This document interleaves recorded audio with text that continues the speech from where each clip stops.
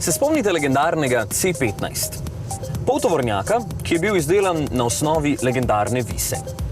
Združeval je lastnosti osebnega avtomobila z uporabnostjo manjšega kombija.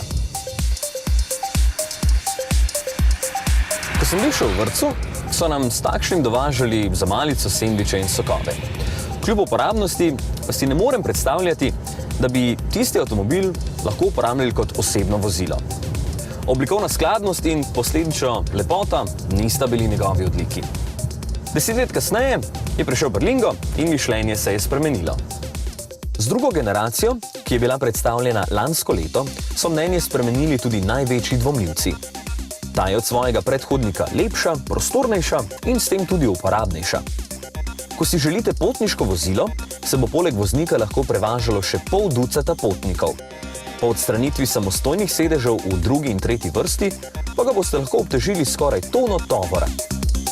Ker je Berlingo namenjen temu, da bo služil vam in ne obratno, v njem ne pričakujte pretiranega udobja. Sploh na zadnjih dveh sedežih ne, saj sta bolj zasilna. Zahtevata tisočaka do plačila in tudi ko nista v uporabi, zasedeta preveč prostora. Škoda, da se niso zgledovali po kakšnem hišnem enoprostorcu. Agregat je v primerjavi s predhodnikom prostorninsko manjši, vendar z več kilovati.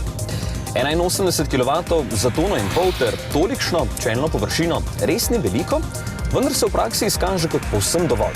Berlingo pa lahko tudi varčen. Če ga ne boste preveč priganjali, bo potrošil manj kot 7 litrov na 100 km.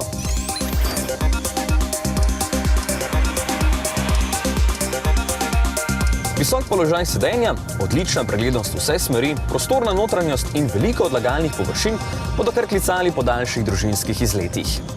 Tudi na vprašanje, kam z vso prtljago, boste vedno imeli odgovor, če boste za takšnega pripravljeni odšteti okoli 20 tisočakov.